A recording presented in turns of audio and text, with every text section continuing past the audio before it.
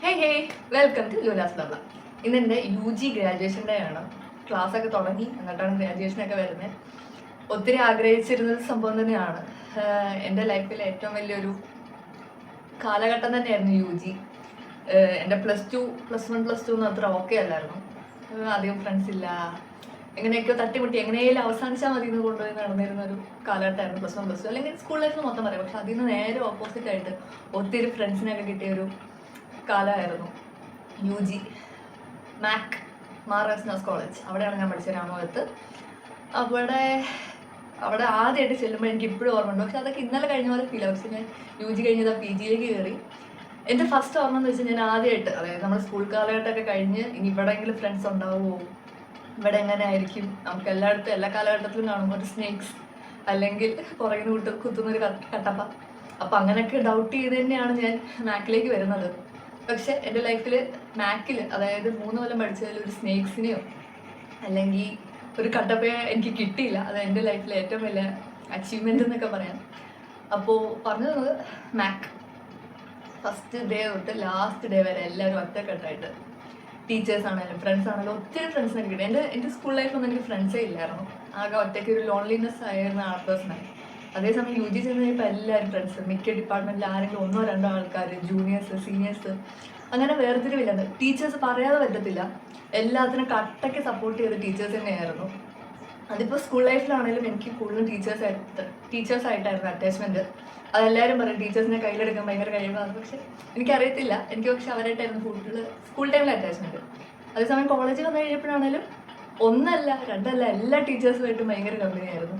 Jain miss, Dimple miss, സിസാറ്, Shibi miss, Linda miss. ഞങ്ങളുടെ first class teacher Linda miss ആയിരുന്നു. Linda miss ഞങ്ങളുടെ ഏകദേശം ഒരു പ്രായം അങ്ങനെയല്ല, ഒരു 2-3 വയസ്സ് മൂത്തം ഉണ്ടായിരുന്നുള്ളൂ. അപ്പോൾ ഞങ്ങൾക്ക് കുറച്ചുകൂടെ കണക്ട് ചെയ്യുന്ന ലിൻഡ മിസ് ആയിരുന്നു ഞങ്ങളുടെ ഫസ്റ്റ് ക്ലാസ് ടീച്ചർ. പിന്നെ ലിൻഡ മിസ് പോയി, ഡിംപിൾ മിസ് വന്നു, ഷിബി മിസ് വന്നു, ജിജി സാർ വന്നു. അങ്ങനെ ഞങ്ങൾക്ക് 3 കൊല്ലത്തിൽ 4 ടീച്ചേഴ്സാണ് വന്നു പോയത്. പക്ഷെ അവരൊക്കെ ആയിട്ട് ഭയങ്കര കൂട്ടായിരുന്നു. എല്ലാം എന്തും പറയാം, നമുക്ക് അങ്ങോട്ട് കളിയാക്കാം ഇങ്ങോട്ട് കളിയാക്കാം, എന്തും പറയാനൊരു അതുപോലെ ഒരു അടുപ്പം തന്നെയായിരുന്നു എല്ലാവരുമായിട്ട്. അപ്പം മാക് എന്ന് പറയുമ്പോൾ എനിക്ക് അതുപോലെ ഓർമ്മയുള്ള സ്ഥലമാണ്. എൻ്റെ പൊട്ടൻഷ്യൽ, എൻ്റെ കഴിവ്, എൻ്റെ ക്രിയേറ്റിവിറ്റി ഒക്കെ കണ്ടുപിടിച്ചത്, ഞാനൊരു ഇൻട്രോവേർട്ടിൽ നിന്നും എക്സ്ട്രീം എക്സ്ട്രോവേർട്ട് ആക്കിയത് മാക്കിൽ തന്നെയാണ്. സ്റ്റേജ് ഫിയർ ഇല്ലാണ്ടാക്കി. ഇങ്ങനെ ഇപ്പോൾ ക്യാമറയുടെ മുന്നിലൊക്കെ എനിക്ക് നേരത്തെ ഇരിക്കാനൊക്കെ ഭയങ്കര ചടുപ്പുള്ള കൂട്ടത്തിലായിരുന്നു. ഇപ്പം അങ്ങനെയൊന്നുമില്ല, എന്നാലും കുറച്ചുണ്ട് എന്നാലും. പക്ഷെ ഞാൻ അതിന് ഫാർ ബെറ്റർ ആയത് മാക്കിൽ വന്നിട്ട് തന്നെയാണ്. അത് ടീച്ചേഴ്സും എൻ്റെ കൂടെയുള്ള ഫ്രണ്ട്സിനും ഒക്കെ തന്നെയാണ്. So Mac is always A precious moment for me. അവിടെ നിന്ന് പഠിച്ചിറങ്ങിയിട്ട് ഇപ്പോഴും എനിക്ക് അറ്റാച്ച്മെൻറ്റ് അവിടെ തന്നെയാണ് ഉള്ളത്. കുറച്ച് കഴിയുമ്പോൾ മാറുമായിരിക്കും, ഇപ്പോൾ PG തുടങ്ങിയതേ ഉള്ളൂ. പക്ഷെ എൻ്റെ ലൈഫിലെ ഏറ്റവും നല്ല മൊമെൻറ്റ്സ് എവിടെയായിരുന്നു എന്ന് ചോദിച്ചാൽ ഓഫ് കോഴ്സ് മാക് തന്നെയാണ്. ടീച്ചേഴ്സ് ആണെങ്കിലും ഫ്രണ്ട്സ് ആണെങ്കിലും, first year, second year, third year 3 വർഷവും എനിക്ക് എല്ലാ വർഷവും നല്ല നല്ല മെമ്മറീസും കുറച്ച് ബാഡ് ഇവൻറ്റ്സ് ഒക്കെ ഉണ്ട്. എന്നാലും ആലോചിക്കുമ്പോൾ രസമുള്ള ഒരു കാലം തന്നെയായിരുന്നു മാക്. പിന്നെ മാക്കിനെ പറ്റി പറയുമ്പോൾ ഞങ്ങളുടെ ക്ലാസ് തീരെ ചെറിയ ക്ലാസ്സായിരുന്നു. 14 പേരടങ്ങുന്ന ഒരു കുഞ്ഞു ക്ലാസ്സും, അതിൽ 6 ഗേൾസ് ബാക്കി ബോയ്സ്. പക്ഷെ ഞങ്ങൾ എല്ലാവരും ഒറ്റക്കെട്ട് തന്നെ ആയിരുന്നു തുടക്കത്തിലൊക്കെ. പക്ഷെ അവസാനം ഒരു തേർഡ് ഇയർ 6th സെം ഒക്കെ എത്തിയപ്പോഴേക്കും എന്താ പ്രശ്നം എന്നറിയത്തില്ല, ചെറിയൊരു സ്ക്രാച്ചായി എന്താണെന്നറിയത്തില്ല. ബട്ട് പ്രോബ്ലംസ് ഇപ്പോഴും. പക്ഷെ എല്ലാവരും പരസ്പരം മിണ്ടുമെങ്കിലും എവിടേക്കോ ഒരു മിസ്സിങ് ആയിരുന്നു. ലാസ്റ്റ് ഞങ്ങൾക്ക് വൻ ശോകമായിരുന്നു. എങ്ങനെയെങ്കിലൊക്കെ കഴിഞ്ഞാൽ മതി എന്നൊക്കെ ആയിരുന്നു പലരുടെ മൈൻഡ്. പക്ഷെ എനിക്കത് സങ്കടം തന്നെ ആയിരുന്നു. അന്നേരം ഞാൻ സങ്കടം ഇല്ല എന്നൊക്കെ പറയുമായിരുന്നെങ്കിലും, പക്ഷെ അത് കഴിഞ്ഞിട്ട് ആലോചിക്കുമ്പോൾ കുറച്ചുകൂടെ ഉണ്ടായിരുന്നെങ്കിൽ നല്ലതായിരുന്നു എന്ന് പലപ്പോഴും തോന്നിയിട്ടുള്ള സംഭവം തന്നെയാണ്. എന്നിട്ട് എൻ്റെ അടുത്ത് എല്ലാവരും പറയുകയും ചെയ്തു അവിടെ MCOM ചേരുന്നു. പക്ഷെ ആ പഴയ ഫ്രണ്ട്സൊന്നും ഇല്ലാണ്ട് പിന്നെ വേറെ സാഹചര്യങ്ങളാൽ എനിക്കിവിടെ തന്നെ ചേരേണ്ടി വന്നു. ഞാൻ നിർമ്മലയിലാണിപ്പോൾ. അപ്പോൾ എനിക്ക് അവിടെ നിന്നൊക്കെ പറയാൻ എനിക്ക് പറയാനേ വാക്കുകളില്ല. പറയാനാണെങ്കിൽ മാക്കിനെ പറ്റി പറയാനാണെങ്കിൽ കുറേ ഉണ്ട്, പറഞ്ഞാൽ തീരൂല. അതുപോലെ കാര്യങ്ങളുണ്ട് മാക്കിനെ പറ്റി പറയാനാണെങ്കിൽ. ടീച്ചേഴ്സ് ആണെങ്കിലും ഫസ്റ്റ് ഇയറിലൊക്കെ അന്ന എന്ന് വിളിച്ചുകൊണ്ടിരുന്നവർ ഒരു സെക്കൻഡ് ഇയർ തേർഡ് ഇയർ ഒക്കെ ആയപ്പോഴേക്കും എൻ്റെ ലാസ്റ്റ് നെയിം ജമർ എന്നാണ്. എൻ്റെ ശരിക്കുള്ള പേര് അന്ന എന്നാണ്. അപ്പോൾ ലാസ്റ്റ് നെയിം ജമർ എന്നാണ്. അപ്പോൾ അത് എല്ലാവരും വേറെ രീതിക്ക് വിളിച്ച് അത് ജാമാറിനായി. പിന്നെ അതിന് എനിക്ക് ഓർമ്മയുണ്ട്, സിജി സാറാണ് ആദ്യമായിട്ട് എന്നെ ജാമറിനെന്ന് വിളിക്കുന്നത്. അത് കേട്ടിട്ട് ബാക്കി എല്ലാ ടീച്ചേഴ്സും ജാമറിനെ എന്ന് വിളിച്ചുകൊണ്ടിരിക്കും. പക്ഷെ നമുക്ക് ആ ഒരു വിളി കേൾക്കുമ്പോൾ നമുക്ക് ഭയങ്കര അടുപ്പം തോന്നും.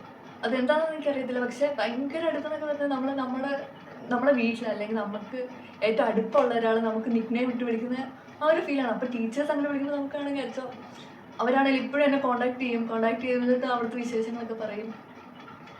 അങ്ങോട്ടും ഇങ്ങോട്ടും കളിയാക്കുക ചെയ്ത് ഞാൻ ഡിപ്പാർട്ട്മെൻറ്റിലായിരുന്നു ബേസിക്കലി.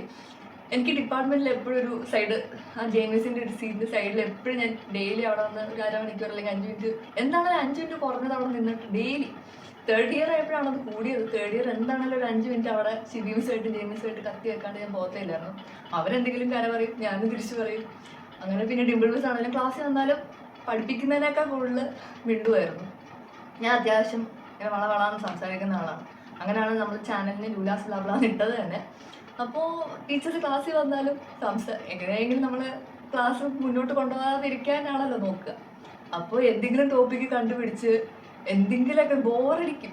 ഒരു പോയിന്റ് ആദ്യത്തെ കുഴപ്പമില്ല, പക്ഷെ ലാസ്റ്റ് ഒരു 10-15 മിനിറ്റ് ആകുമ്പോഴേക്കും ബോറടിക്കും. അപ്പോൾ എങ്ങനെയും ക്ലാസ് തള്ളി നിൽക്കാൻ വേണ്ടി ഇല്ലാത്ത ടോപ്പിക്കുകൾ വരെ ആലോചിച്ച് ഇങ്ങനെ മിസ് ചെയ്തറിഞ്ഞായിരുന്നു മിസ് ഇങ്ങനെ ഒരു സംഭവം ഉണ്ടെന്ന് വെച്ചാൽ അതിന് ഡൈവേർട്ട് ആക്കും. അതൊക്കെ പക്ഷേ ഇപ്പം ആലോചിക്കാൻ അതൊക്കെ രസമാട്ടോ. അപ്പോൾ ഡിംപിൾ മിസ് ആണെങ്കിലും G miss, Shibi miss, Annmary miss, കരോണ മിസ് എല്ലാവരും ഭയങ്കര ഒത്തൊരുമയായിരുന്നു. എല്ലാവർക്കും ജോസാർ എനിക്ക് പറയാതെ ഞങ്ങളുടെ HOD എല്ലാ കാര്യത്തിലും. ഞാൻ അസോസിയേഷൻ പ്രസിഡന്റ് ആയിരുന്നപ്പോൾ പോലും സാറ് ഭയങ്കര സപ്പോർട്ടീവായിരുന്നു. എന്ത് ചോദിച്ചാലും ഇടയ്ക്ക് പറയും നമുക്ക് നോക്കാം എന്നൊക്കെ പറഞ്ഞാൽ ലാസ്റ്റ് അതൊരു എങ്ങനെയെങ്കിലും അത് യെസ് ആക്കിക്കും. നമ്മൾ അത് എങ്ങനെ അറിയില്ല, സാർ ലാസ്റ്റ് എന്തെങ്കിലും ചെയ് എന്നുള്ള രീതിക്കാണെങ്കിലും സാർ ലാസ്റ്റ് പറയുമായിരുന്നു. ജെയിംസ് ആണെങ്കിലും കാലിസിൻ്റെ സമയത്താണെങ്കിലും ഒക്കെ ഭയങ്കര സപ്പോർട്ടാണ്. എല്ലാ ടീച്ചേഴ്സും ഒത്തൊരുമിച്ച് ടീച്ചേഴ്സ് മാത്രമല്ല കൂടെ പഠിക്കുന്നവരാണെങ്കിലും സീനിയേഴ്സ് ആണെങ്കിലും ജൂനിയേഴ്സ് ആണെങ്കിലും എല്ലാവരും കൂടെ ഉണ്ടായിരുന്നു. അവരൊക്കെ ഭയങ്കര സ്ട്രഗിൾ ചെയ്ത ടൈമാണ് കാലിസ് എന്നൊക്കെ പറഞ്ഞത്. പക്ഷെ ഒരു സങ്കടം എന്താണെന്ന് വെച്ചാൽ കാലിക്കും കൂടെ നടത്തണം എന്നുണ്ടായിരുന്നു. പക്ഷെ എനിക്ക് അത് മാത്രം നടന്നില്ല. അത് എന്തുകൊണ്ടാണെന്നൊക്കെ ചോദിച്ചാൽ അറിയത്തില്ല. അതെന്തോ ലാസ്റ്റ് മിനിറ്റിലാണ് ക്യാൻസൽ ആയത്. നമ്മൾ ഡേറ്റ് വരെ ഫിക്സ് ചെയ്ത് ഫണ്ടൊക്കെ ഏകദേശം സെറ്റ് ചെയ്ത് വന്നു കഴിഞ്ഞിട്ടാണ് അത് ലാസ്റ്റ് മിനിറ്റ് ക്യാൻസൽ ആയി പോയിട്ട് തന്നെ ഉള്ളിൻ്റെ ഉള്ളിൽ ഭയങ്കര വിഷമമായിരുന്നു. അത് ഭയങ്കര ഒരു കാരണം ഇത് എനിക്ക് തോന്നുന്നു ഒരു 28 വർഷമായിട്ട് നടന്നുകൊണ്ടിരുന്നൊരു ഇവൻ്റാണ് കാലിക്ക് commerce association links in college. അതാണ് ഇത്. അപ്പം കാലിക്ക് എല്ലാ കൊല്ലം നടന്നുകൊണ്ടിരുന്നത് ഞാൻ വന്നു കഴിഞ്ഞപ്പോൾ അത് നിന്നുപോയി. അപ്പോൾ ആൾക്കാരെന്ത് പറയും ഞാൻ വന്നതുകൊണ്ടാണ് അങ്ങനെയൊക്കെ ചിലപ്പോൾ അങ്ങനെ ചിന്തിക്കുന്ന പോലും ഉണ്ടാവില്ല. പക്ഷെ എൻ്റെ മൈൻഡിൽ അങ്ങനെയൊക്കെ ആയിരുന്നു. ഞാനാണ് ഫസ്റ്റ് വുമൺ പ്രസിഡന്റ്. അപ്പം ഒരു പെണ്ണ് കയറിയപ്പോഴേക്കും കാലിക്ക് നിന്നുപോയി അങ്ങനെയൊക്കെയായിരുന്നു എൻ്റെ തൊട്ട്. പക്ഷെ ഞാനിത് കമ്മ്യൂണിക്കേറ്റ് ചെയ്ത് എല്ലാവരും പറയണം അങ്ങനെയൊന്നും ഇല്ല, നിനക്ക് വെറും തോന്നലാണ്. പക്ഷെ അത് എനിക്കെന്തോ മനസ്സിനുള്ളിൽ ഭയങ്കര ഒരു ഹേർട്ടായ ഒരു ഫീലിംഗ് തന്നെയായിരുന്നു. അത് എത്ര നാൾ കഴിഞ്ഞാലും അത് മായുമെന്ന് എനിക്ക് തോന്നുന്നില്ല. കാരണം ഞാൻ അത്രയ്ക്ക് ആഗ്രഹിച്ചൊരു പരിപാടിയായിരുന്നു കാലിസ് നമ്മളാണ് ഇംപ്ലിമെൻറ്റ് ചെയ്തത്. അത് സ്കൂൾ പിള്ളേർക്ക് വേണ്ടിയിട്ട്. പക്ഷെ കോളേജിലേക്ക് വേണ്ടിയിട്ടുള്ളത് നിന്ന് പോയപ്പോൾ ഒരു സങ്കടം. അങ്ങനെയാണ് മാക്കിലെ ഓർമ്മകൾ. മാക്കിനെ പറ്റി പറഞ്ഞാൽ ഇതൊന്നും അല്ലാണ്ട് ഇതൊക്കെ ചെറിയ കാര്യങ്ങൾ. മാക്കിനെ പറ്റി പറയാനാണെങ്കിൽ 3 കൊല്ലത്തെ ഒത്തിരി കഥകളുണ്ട്. പക്ഷെ ഇങ്ങനെ ലൈഫിലെ മൊമെന്റ്സ് എന്ന് പറയാൻ വേണ്ടിയിട്ട് Kallis association representative first year ഒക്കെ ഭയങ്കര അടിപൊളിയായിരുന്നു കേട്ടോ. എനിക്ക് കുറച്ച് സീനിയേഴ്സ് ഉണ്ടായിരുന്നു. സീനിയേഴ്സ് ആണെങ്കിലും എന്നെ ഭയങ്കര കാര്യമായിരുന്നു. അവർക്കാണെങ്കിലും എനിക്കാണെങ്കിലും ഇപ്പോഴും അവർ വിളിക്കും, കോണ്ടാക്ട് ചെയ്യും, മെസ്സേജ് അയക്കും. എനിക്ക് എന്ത് സങ്കടം ഉണ്ടെങ്കിലും എൻ്റെ മുഖമൊക്കെ ഒന്ന് വാടിയ പോലെ അവർ തിരിച്ചറിയുന്ന പോലെ ഒരു കൂട്ടായിരുന്നു അവരൊക്കെ. ഇപ്പോഴും അവർ വിളിക്കുക എന്നുള്ളതാണ്. ഞാൻ ഫസ്റ്റ് ഇയർ കഴിഞ്ഞപ്പോൾ അവർ 3rd ഇയർ ആയിരുന്നു. ആ ഫസ്റ്റ് ഇയർ അപ്പോഴാണെങ്കിലും അവർ പാസ് ഔട്ട് ആയിട്ടാണെങ്കിലും കുറച്ച് നാൾ ഞങ്ങൾ ഗ്യാപ്പ് ഉണ്ടായിരുന്നാൽ പോലും ആ ഗ്യാപ്പ് ഒന്നും ആക്കാണ്ട് എനിക്കൊരു പ്രശ്നം വന്നാലോ എനിക്ക് എന്തെങ്കിലും സങ്കടം വന്നാലോ അവർ അപ്പം വിളിക്കും, കൂടെ ഉണ്ടാവും. എന്നെ അന്നമ്മ തന്നെ വിളിക്കണം. അപ്പോൾ എന്നെ അന്നമ്മയെന്ന് ചോദിച്ചുകൊണ്ട് അവരെപ്പോഴും കാണുമായിരുന്നു. അതേപോലെ ക്ലാസ്മേറ്റ്സ് ആണെങ്കിലും എന്തെങ്കിലും പ്രശ്നമൊക്കെ വന്നാലും എൻ്റെ കൂടെ നിൽക്കുക. അതേപോലെ സപ്പോർട്ടീവായിട്ട് തന്നെയാണ് കാലിസിൻ്റെ സമയത്തൊക്കെ ആണെങ്കിലും നിന്നുകൊണ്ടിരുന്നത്. അപ്പം സീനിയേഴ്സ് ആണെങ്കിലും ജൂനിയേഴ്സിനെ ഞാൻ വഴക്കൊക്കെ പറഞ്ഞിട്ടുണ്ട് കാലിസിൻ്റെ സമയത്ത്. പക്ഷെ അവരതൊന്നും മുഖത്ത് കാണിക്കാതെ എന്നോട് മനസ്സിലുണ്ടോയെന്ന് അറിയില്ല, പക്ഷെ എൻ്റെ അടുത്തൊന്നും കാണിക്കാണ്ട് തന്നെ അവർ മുന്നോട്ട് പോയിട്ടുണ്ടായിരുന്നു. 3 വർഷം അത് കഴിഞ്ഞ് കുറച്ച് നാൾ മുന്നേ അവസാനിച്ചു. ഇന്ന് ഗ്രാജുവേഷൻ എത്തി. ഇന്ന് വീണ്ടും അവരെ എല്ലാവരും കാണാം. പക്ഷെ ഒരു ചെറിയ സങ്കടമുണ്ട്. ഞങ്ങളുടെ ക്ലാസ്സിൽ അതായത് ഈ വർഷമാണ് ഗ്രാജുവേഷൻ എന്നൊരു സംഭവം വന്നത്. അതായത് 3rd ഇയേഴ്സ് UG-കാർക്ക് ഗ്രാജുവേഷൻ വരുന്നത് ഈ കൊല്ലമാണ്. പക്ഷെ ടൈം കുറച്ച് നീണ്ടു പോയിട്ട് തന്നെ ഞങ്ങളുടെ ക്ലാസ്സിൽ ആകെ 7 പേരെ പാസ്സായുള്ളൂ. 7 പേർക്ക് വരണം എന്ന് അതുപോലെ ഒത്തിരി ആഗ്രഹിച്ചിരുന്ന ഒരു സംഭവമായിരുന്നു. എല്ലാവരും ഗ്രാജുവേഷന് ഗൗൺ ഇടണം, ഫോട്ടോ എടുക്കണം എന്നൊക്കെ പറഞ്ഞുകൊണ്ടിരുന്നതാണ്. പക്ഷെ ഞങ്ങൾക്ക് 2 പേർക്ക് ഇന്ന് വരാൻ പറ്റത്തുള്ളൂ. ബാക്കി ഉള്ളവർക്കൊക്കെ ഒരു തിരക്ക്. 2 പേർക്ക് റെസിഡൻഷ്യൽ പ്രോഗ്രാമാണ്, അപ്പോൾ അവർക്ക് ലീവ് കിട്ടില്ല. അതിൻ്റെ ഒരു ചെറിയ സങ്കടമുണ്ട്. കാരണം ഞങ്ങൾ അതുപോലെ ആഗ്രഹിച്ചിരുന്ന സംഭവമാണ്. പക്ഷെ പറഞ്ഞിട്ട് കാര്യമില്ല. ഇങ്ങനെ ലോക്കലിലുള്ളവർക്ക് മാത്രമേ അവൈലബിൾ ആയുള്ളൂ. ബാക്കി ഡിപ്പാർട്ട്മെന്റിലൊക്കെ എങ്ങനെയാണെന്ന് അറിയത്തില്ല. ഞങ്ങളുടെ ഡിപ്പാർട്ട്മെന്റിൽ കോപ്പറേഷൻ സ്പെഷ്യലൈസ് ചെയ്തേക്കുന്നതിൽ 7 പേര് പാസ്സായിട്ടുണ്ടായിരുന്നുള്ളൂ. അതിൽ 2 പേർക്ക് വരാൻ പറ്റും, ബാക്കി 5 പേരും ഇന്നില്ല, അവരെ കാണാൻ പറ്റില്ല. അതിൻ്റെ ഒരു ചെറിയ സങ്കടമുണ്ട്. പക്ഷെ അത് കാരണം നമ്മൾ ഗേൾസ് അങ്ങനെ ആണല്ലോ, ഒരു പരിപാടി എന്ന് പറയുമ്പോൾ സാരി എടുക്കണം, അല്ലെങ്കിൽ ഇന്ന ഡ്രസ്സ് ഇടണം, ഇന്ന പോലെ ഫോട്ടോ എടുക്കണം, ഇന്ന പോലെ റീൽ എടുക്കണം എന്നൊക്കെ പറഞ്ഞായിരിക്കും നമ്മൾ ഓരോ കാര്യം പ്ലാൻ ചെയ്യുന്നത്. അതിപ്പം ഉണ്ടെന്ന് അറിഞ്ഞാൽ തന്നെ നമ്മൾ സ്റ്റാർട്ടിങ്ങിലൊക്കെ പ്ലാൻ ചെയ്യാൻ തുടങ്ങുമല്ലോ. ഗ്രാജുവേഷൻ വരും, ആ ഒരു സമയത്ത് ഗ്രാജുവേഷൻ ഇങ്ങനെയൊക്കെ ആയിരിക്കും എന്ന് പറഞ്ഞിട്ട് നമ്മൾ റീലൊക്കെ അങ്ങോട്ടും ഇങ്ങോട്ടും സെൻഡ് ചെയ്യും, ഗ്രാജുവേഷൻ തൊപ്പി വെച്ച് എറിയുന്നതിൻ്റെയൊക്കെ. പക്ഷെ ഒന്നും നടക്കില്ല എന്ന് ഇന്ന് ഈ നിമിഷം അവർ വരില്ല എന്ന് ഉറപ്പിച്ചു പറഞ്ഞു. പക്ഷെ അതിൻ്റെ ഒരു ചെറിയൊരു സങ്കടമുണ്ട്. പക്ഷെ അതേപോലെ ഇന്ന് നടക്കൂലോ എന്നോർത്ത് സന്തോഷമുണ്ട്. അത്രേ ഉള്ളൂ. എനിക്ക് ഇനി ബാക്കി നമുക്ക് നേരിട്ട് കാണാം. ഞാൻ ക്ലിപ്സ് ആഡ് ചെയ്യാൻ പറ്റുമെന്നാണ് എൻ്റെ ഒരു വിശ്വാസം. മാക്സിമം അവിടെ നിന്ന് വ്ളോഗ് എടുക്കാൻ നോക്കാം. ബൈ. അപ്പോൾ ഇതാണ് ഇന്നത്തെ ഔട്ട്ഫിറ്റ് ഓഫ് ദ ഡേ. അപ്പോൾ ഒരു ഫിറ്റ് ചെക്ക് കണ്ടാലോ. ഞങ്ങളെല്ലാവരും കോളേജിലെത്തി കഴിഞ്ഞപ്പോൾ അവിടെ ഒരു റൂമിൽ എല്ലാവർക്കും ഗൗൺ കൊടുക്കുന്നുണ്ടായിരുന്നു. എല്ലാ ഡിപ്പാർട്ട്മെൻറ്റിലുള്ളവരും അവിടെ തന്നെ ഉണ്ടായിരുന്നു. പക്ഷെ ഞങ്ങൾക്ക് നല്ല ഭാഗ്യം തോന്നുന്നു, ഇന്ന് ഒരിക്കലും ഇല്ലാത്തൊരു മഴ. ഇന്ന് 2 ദിവസമായിട്ട് ഭയങ്കര വെയിലൊക്കെ ആയിരുന്നു. ഇന്ന് ഭയങ്കര മഴ. ഞങ്ങൾ ആ ഓഡിറ്റോറിയത്തിൽ നിന്ന് മറ്റേ മെയിൻ ഹോളിലേക്ക് നടന്ന് റാലി പോലെ പോകേണ്ടത്. പക്ഷെ ആ ടൈമിൽ ഭയങ്കര മഴ. 2 മണിക്ക് തുടങ്ങേണ്ട പരിപാടി 3 മണിയായപ്പോഴാണ് മഴ കുറഞ്ഞിട്ട് തുടങ്ങിയത്. On behalf of the management, principal, the faculty and the entire college fraternity, I extend a warm and heartfelt welcome.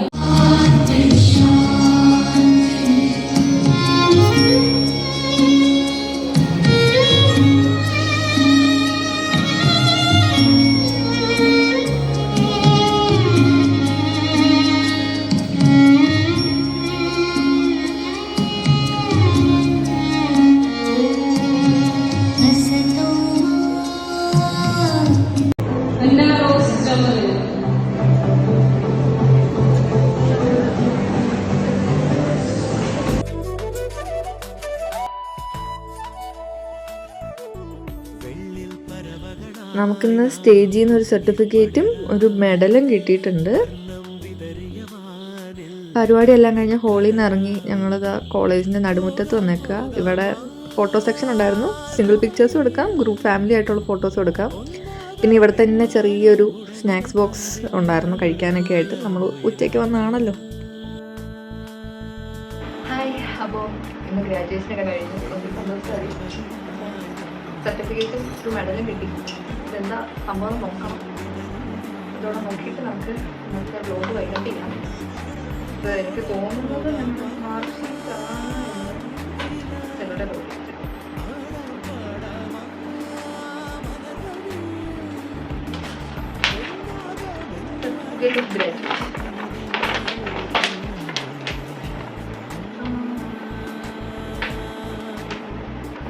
Certificate of graduation, ഒരു മെഡൽ, ഇത് രണ്ടുമാണ് കിട്ടിയത്.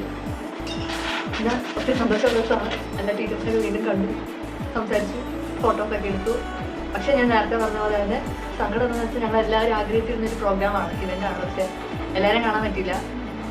അതിൻ്റെ ഒരു വിഷമമല്ലാതെ ബാക്കി എല്ലാം കൊണ്ട് ഓക്കെയാണ്. നമ്മൾ എല്ലാവരും കണ്ടു, ഹാപ്പി ആയിട്ട് തിരിഞ്ഞു. അതിൽ ഏറ്റവും ഉപരി സന്തോഷം എന്താണെന്ന് വെച്ചാൽ പേരൻസ് നമ്മളിങ്ങനെ സ്റ്റേജിൽ വരുന്ന സാധനമൊക്കെ മേടിക്കുമ്പോൾ അവിടെ ഉള്ളതും അവർ വീഡിയോ എടുക്കുന്നതൊക്കെ ഭയങ്കര ഹാപ്പി. ഞാൻ ക്ലിപ്പ് ആഡ് ചെയ്യാൻ പറ്റും, അതെൻ്റെ ഫോണിലല്ലാത്തതുകൊണ്ട് കുറച്ച് ദൂരെ നിന്ന് എടുത്തേക്കുന്നതുകൊണ്ട് അതിൻ്റെ ഒരു ക്ലാരിറ്റി ഇഷ്യൂസ് ഉണ്ട്. ബട്ട് ഞാനത് ആഡ് ചെയ്യാം.